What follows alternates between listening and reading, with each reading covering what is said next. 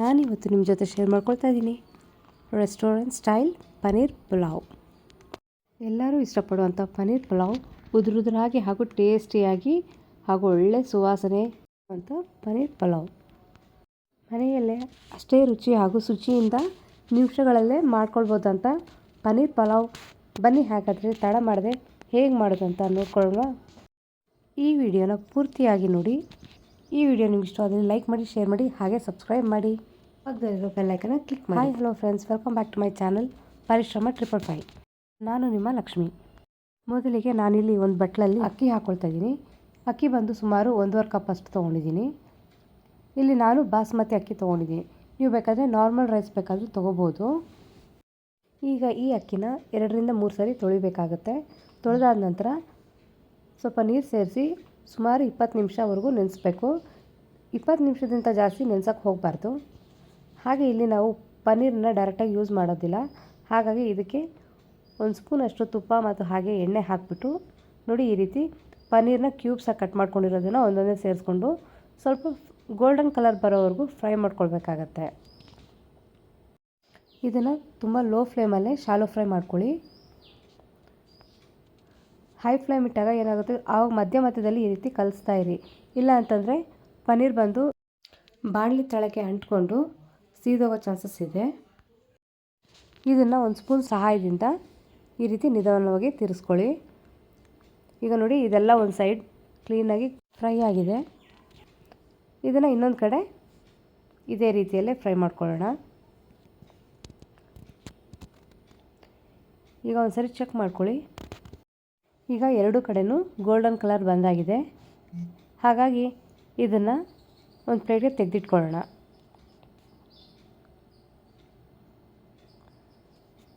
ಈಗ ತೆಗೆದಿಟ್ಟಿರೋ ಪನ್ನೀರನ್ನ ಸೈಡ್ಗಿಟ್ಟು ಹಾಗೆ ಇನ್ನೊಂದು ಬಾಣಲೆಯನ್ನು ಇಟ್ಕೊಳ್ಳೋಣ. ಆ ಬಾಣಲೆಗೆ ನಾವು ಫಸ್ಟೇ ಪನ್ನೀರನ್ನ ಫ್ರೈ ಮಾಡಿಟ್ಟಿರೋವಂಥ ತುಪ್ಪ ಉಳಿದಿತ್ತಲ್ವ, ಅದನ್ನು ವೇಸ್ಟ್ ಮಾಡ್ದಲೇ ಇದೇ ಬಾಣಲೆಗೆ ಹಾಕ್ಕೊಳ್ಳೋಣ. ಜೊತೆಗೆ ಇನ್ನೂ 1 ಸ್ಪೂನಷ್ಟು ಎಣ್ಣೆ ಹಾಕ್ಕೊಂಡಿದ್ದೀನಿ. ಅದು ಸ್ವಲ್ಪ ಬಿಸಿ ಆಗ್ತಿದ್ದ ಹಾಗೆ 1 ಸ್ಪೂನಷ್ಟು ಜೀರಿಗೆ ಹಾಕ್ಕೊಂಡಿದ್ದೀನಿ. ಹಾಗೆಯೇ 2 ಪಲಾವ್ ಎಲೆ, 2 ಪೀಸ್ ಚಕ್ಕೆ, ಲವಂಗ 4, ಅನಾನಸ್ ಹೂವು 1, ಮರಾಠಿ ಮೊಗ್ಗು 2, ಏಲಕ್ಕಿ 3ರಿಂದ 4, 10ರಿಂದ 12 ಕರಿಮೆಣಸು, ಹಾಗೆಯೇ ಜೊತೆಗೆ 1/4 ಸ್ಪೂನಷ್ಟು ಹಿಂಗೆ ಹಾಕ್ಕೊಳ್ತಾ ಇದ್ದೀನಿ. ಹಾಕಿ ಜಸ್ಟ್ ಒಂದೇ 1 ನಿಮಿಷ ಫ್ರೈ ಮಾಡ್ಕೊಳ್ಳಿ. ಇಲ್ಲಿ ಒಂದು ಮೀಡಿಯಮ್ ಸೈಜ್ ಈರುಳ್ಳಿನ ಸಣ್ಣದಾಗಿ ಹೆಚ್ಚಿಟ್ಕೊಂಡಿರೋದನ್ನ ಹಾಕ್ಕೊಂಡಿದ್ದೀನಿ. ಅದನ್ನು ಹಾಕಿ ಸ್ವಲ್ಪ ಫ್ರೈ ಮಾಡ್ಕೊಳ್ಳಿ. ಇಲ್ಲಿ ನಾನು ಹಸಿ ಮೆಣಸಿನ್ಕಾಯಿ 3 ಮತ್ತು ಹಾಗೆಯೇ ಹಸಿಯಾಗಿರೋಂಥ ಕೆಂಪು ಮೆಣಸಿನ್ಕಾಯಿನ ಹಾಕ್ಕೊಳ್ತಾ ಇದ್ದೀನಿ. ಈ ರೀತಿ ಹಾಕೋದ್ರಿಂದ ನೋಡೋದಕ್ಕೂ ಚೆಂದ, ಹಾಗೆಯೇ ಟೇಸ್ಟ್ ಹೌದು. ಇದ್ರ ಜೊತೆಗೆ ನಾನು 1 ಇಂಚಷ್ಟು ಶುಂಠಿನ ಈ ರೀತಿ ಸಣ್ಣ ಉದ್ದಕ್ಕೆ ಕಟ್ ಮಾಡಿ ಹಾಕ್ಕೊಂಡಿದ್ದೀನಿ. ಇದೆಲ್ಲನೂ ಸ್ವಲ್ಪ ಕಲರ್ ಚೇಂಜ್ ಆಗೋವರೆಗೂ ಸ್ವಲ್ಪ ಫ್ರೈ ಮಾಡ್ಕೊಳ್ಬೇಕು. ಈಗ ಇದೆಲ್ಲ ಫ್ರೈ ಆಗಿದೆ. ಈಗ ನಾವು ನೆನೆಸಿಟ್ಟಿರೋಂಥ ಅಕ್ಕಿನ ಸೇರಿಸ್ಕೋಬೇಕು. ಹಾಗೆ ಸ್ಟವ್ ಬಂದುಬಿಟ್ಟು ಲೋ ಫ್ಲೇಮಲ್ಲಿ ಇಟ್ಬಿಟ್ಟು ಅಕ್ಕಿನ ಸ್ವಲ್ಪ ಫ್ರೈ ಮಾಡ್ಕೋಬೇಕಾಗತ್ತೆ. ಈ ರೀತಿ ಮಾಡೋದ್ರಿಂದ ಅಕ್ಕಿ ಟೆಕ್ಸ್ಚರ್ ಮತ್ತು ಹಾಗೆಯೇ ಟೇಸ್ಟ್ ಕೂಡ ತುಂಬ ಚೆನ್ನಾಗಿರುತ್ತೆ. ಹಾಗೆಯೇ ಇದರಲ್ಲಿರೋಂಥ ಎಕ್ಸ್ಟ್ರಾ ನೀರೆಲ್ಲ ಹಿಂಗೆ ಹೋಗಿ ತುಪ್ಪದಲ್ಲಿ ಹುರಿದಿರೋವಂಥ ಅಕ್ಕಿ ಏನಾಗುತ್ತೆ, ಒಳ್ಳೆ ಶೈನ್ ಬರುತ್ತೆ. ಈಗ ನೋಡ್ತಿರ್ಬೋದು, ಅಕ್ಕಿ ಎಲ್ಲ ಸ್ವಲ್ಪ ಶೈನಿಂಗ್ ಆಗಿದೆ, ಹಾಗೆ ಸ್ವಲ್ಪ ಉದುರಾಗಿದೆ. ಈಗ ನಾವು ಸಣ್ಣದಾಗಿ ಹೆಚ್ಚಿಟ್ಕೊಂಡಿರೋಂಥ ಬೀನ್ಸ್ ಹಾಗೆ ಕ್ಯಾರೆಟ್ನ ಹಾಕ್ಕೊಳ್ತಾ ಇದ್ದೀನಿ. ಇಲ್ಲಿ ಹಸಿರು ಬಟಾಣಿ ಇದ್ದರೆ ಫ್ರೆಶ್ ಆಗಿರೋಂಥ ಆ ಬಟಾಣಿ ಕೂಡ ಸೇರಿಸ್ಕೋಬೋದು.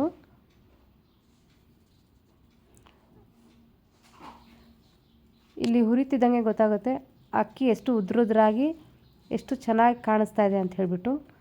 ಈಗ ಇದಕ್ಕೆ 1/2 ಸ್ಪೂನಷ್ಟು ಖಾರದ ಪುಡಿ, 1/2 ಸ್ಪೂನಷ್ಟು ಗರಂ ಮಸಾಲೆ ಹಾಕಿ ಸ್ವಲ್ಪ ಫ್ರೈ ಮಾಡ್ಕೊಳ್ಳೋಣ.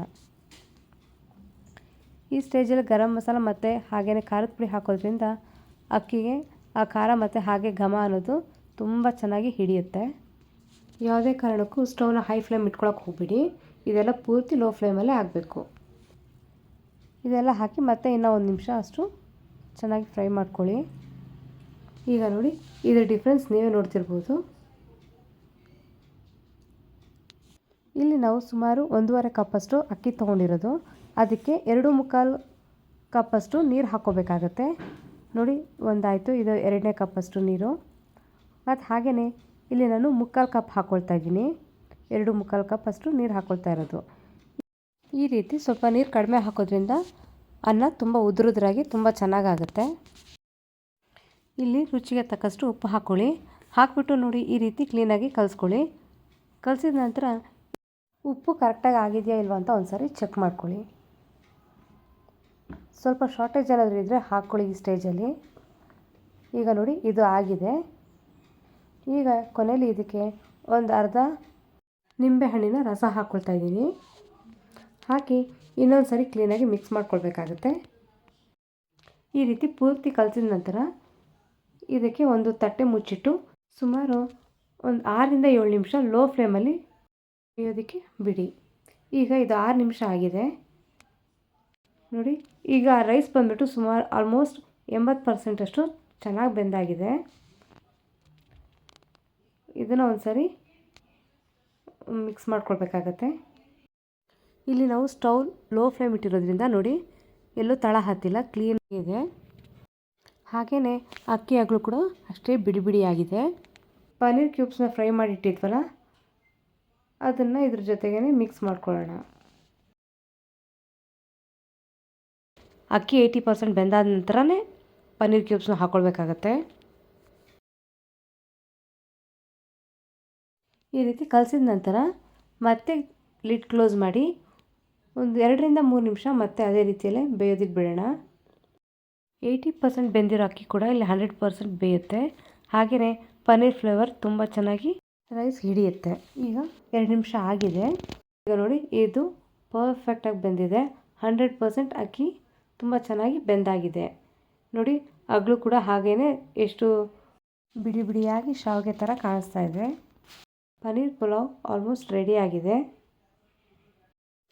ಈಗ ನಮ್ಮ ಪನ್ನೀರ್ ಪಲಾವ್ ಯಾವುದೇ ರೀತಿಯ ಒಂದು ರಾಯ್ತಾ ಅಥವಾ ಕುರ್ಮಾ ಜೊತೆ ಸವಿಯಲು ತುಂಬ ಟೇಸ್ಟಿಯಾಗಿರುತ್ತೆ. ಕೊನೆಯಲ್ಲಿ ಈ ಥರ ಕೊತ್ತಂಬರಿ ಸೊಪ್ಪು ಉದುರಿಸ್ಬಿಟ್ಟು ಸ್ಟವ್ ಆಫ್ ಮಾಡ್ಕೊಳ್ಳೋಣ. ಸ್ಟವ್ ಆಫ್ ಮಾಡಿ ಒಂದು 3ರಿಂದ 4 ನಿಮಿಷ ಸೆಟ್ ಆಗೋದಕ್ಕೆ ಬಿಡೋಣ.